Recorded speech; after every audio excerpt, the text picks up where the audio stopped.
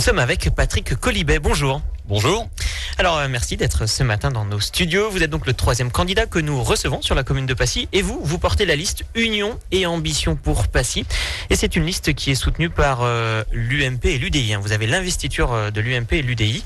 Alors, tout d'abord, une présentation de vous et de votre liste. C'est vrai que Patrick Colibet, vous êtes donc gendarme en retraite, mais on vous connaît peu. Alors, détaillez un petit peu vous et votre liste, comment vous présentez. Donc effectivement, je suis gendarme à la retraite depuis 1 an et demi. Donc j'ai exercé la fonction de commandant de brigade à Passy, jusqu'en 2006. Ensuite, j'ai été muté sur Chamonix.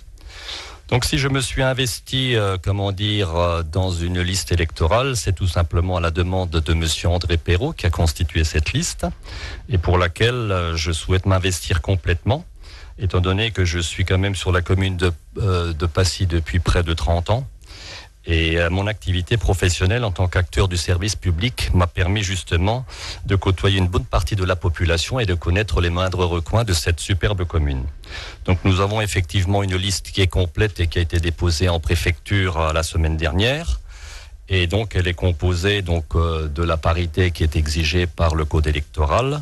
Et parmi toutes ces personnes, nous avons par exemple, Monsieur Drevon, qui est ingénieur conseil et qui s'occuperait du côté financier. Monsieur Paul Dugerdil, qui est expert et qui pourra s'occuper de l'urbanisme. Ou alors encore Madame Cantel, qui est ancienne adjointe et qui s'investira dans le tourisme. Ou encore Monsieur Delémontex, qui est conseiller sortant et qui serait en charge des travaux. Donc bien sûr, je ne peux pas parler de toutes les personnes constituant cette liste parce que ça serait beaucoup trop long à énumérer. Alors, voilà pour la présentation de la liste. On va parler maintenant programme, de ce que vous proposez, un programme qui est constitué autour de 5 thèmes, 5 thématiques. On va commencer par l'environnement, forcément la pollution de l'air. On sait qu'à Passy et notamment à Chède, avec cette analyse régulière de l'air de l'Ain, et pas l'air de l'Ain des Pays de Savoie, maintenant c'est Air Rhône-Alpes qui donne des mesures. À Chède, on sait que c'est très pollué. Qu'est-ce qu'on peut faire de mieux pour justement la pollution de l'air, pour éviter justement d'avoir un air irrespirable à Passy ? Donc effectivement, comme vous venez de le préciser, notre programme est assez ambitieux et donc c'est la deuxième partie de notre slogan. Union et ambition. Les ambitions, c'est que notre programme se veut ambitieux mais réaliste. Nous avons 5 thèmes principaux que je ne pourrais pas développer ici, mais nous accordons la priorité, comme vous venez de le dire, à l'environnement et notamment cette préoccupation de ce problème de pollution. Donc nous devons faire de Passy un symbole de bonne pratique environnementale et faire appliquer les 5 mesures du PPA. Il est vrai que lorsque nous atteignons les pics de pollution, il y a des mesures à prendre, mais qui ne sont pas forcément prises par les instances supérieures. Et Passy, en tant que commune, n'a pas forcément les moyens de mettre en œuvre certaines de ces mesures. Donc nous devons réagir fermement, car le sujet est suffisamment grave. Donc il y a un vrai combat à mener avec les associations de défense et avec les autres élus. Je dis bien les autres élus parce qu'il n'y a pas que Passy qui est concerné, avec les autres élus du Pays du Mont-Blanc. Alors ça veut dire quand même qu'on pourrait mettre en place des mesures dans ce cadre de ces mesures, vous, pour l'environnement, vous avez des idées à apporter par exemple ? Vous savez, il y a par exemple le covoiturage que nous allons certainement développer, étant donné que c'est quelque chose qui est au goût du jour. Donc nous avons un projet de création d'un parking à l'entrée de l'autoroute qui serait financé par la TMB, puisque nous avons déjà pris des contacts avec cette société. Et nous allons également mettre en place un site de covoiturage sur Internet de manière à ce que les personnes puissent s'informer des différentes possibilités qui les préoccupent. Alors voilà, pour l'environnement, on passe à un autre thème, la sécurité. Vous êtes forcément un expert en tant qu'ancien gendarme de la sécurité. Qu'est-ce qu'il faut faire de plus à Passy sur la sécurité ? Sachant qu'il y a déjà, je crois, la vidéoprotection qui a été mise en œuvre. De ce que j'ai pu comprendre, la municipalité de Gilles Petitjean a déjà mis en œuvre une partie de cette vidéoprotection, qui ne correspond absolument pas à la vidéosurveillance. Donc ce sont 2 choses totalement différentes. Donc on est bien dans le cadre de la protection des biens et des personnes.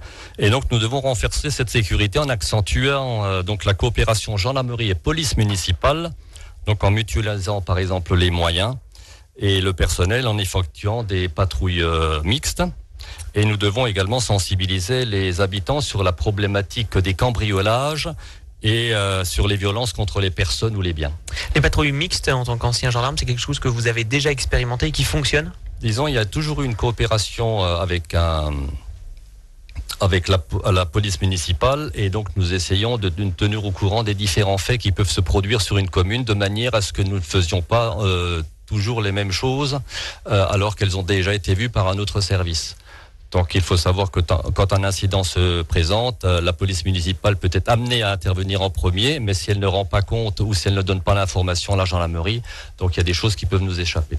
Alors l'éducation maintenant et la jeunesse, c'est l'un des thèmes de votre programme que j'ai sous les yeux. Vous avez déjà édité vos documents de campagne. L'éducation et la jeunesse, on sait que l'un des grands sujets des semaines et des mois à venir, c'est notamment la réforme des rythmes scolaires, et on sait que ça ne sera pas simple, et la municipalité qui va arriver devra prendre à bras le corps ce dossier. Effectivement, donc nous avons cette préoccupation qui concerne cette réforme des rythmes scolaires. Donc il faut bien savoir que c'est le directeur d'académie à qui nous avons fait des propositions de créneaux horaires qui a décidé de nous imposer les horaires qui lui conviennent. Et donc à partir de ce créneau qui nous a été imposé, il nous faudra maintenant trouver les activités complémentaires pour occuper les enfants entre 15h45 et 16h30. Donc là, nous devrons faire appel, bien sûr, ou en concertation avec les associations culturelles, artistiques ou sportives, de manière à occuper au mieux les enfants pendant ce créneau. Et ça reste compliqué à mettre en œuvre. Là-dessus, Ce n'est pas facile pour l'instant, puisque nous n'avons pas tous les éléments qui nous permettent de mettre en œuvre donc ce temps de travail. On passe au développement économique et touristique. Développement économique et touristique, alors on connaît les pôles importants du tourisme, notamment sur la commune de Passy. C'est d'un côté le lac de Passy et puis de l'autre côté c'est Plaine-Joux. Le lac de Passy, on pourrait améliorer l'accueil des personnes, faire un peu plus dans ce site de loisirs. Alors vous savez que le lac de Passy ou les autres sites de la commune de Passy sont remarquables. Nous avons vraiment quelque chose qu'il faut valoriser, afin que Passy trouve vraiment sa place au pays du Mont-Blanc. Donc, pour parler du lac de Passy, il est vrai qu'on pourrait développer davantage les activités ludiques et sportives, tout en respectant le cadre naturel de ce site.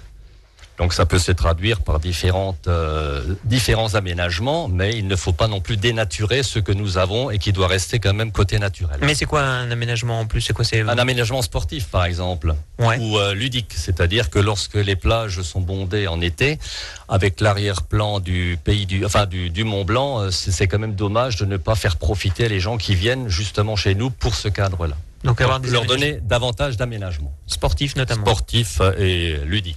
Et ludique également. D'autres choses à Plaine-Joux ou encore au plateau d'Assy, des projets en cours? Alors également, Plaine-Joux, c'est une grande préoccupation puisque c'est un site exceptionnel. Les gens, quand ils viennent à Plaine-Joux et qu'il fait suffisamment beau, nous avons un panorama qui est exceptionnel. Et donc, nous devons rendre cette station plus attractive en complétant l'aménagement, bien entendu.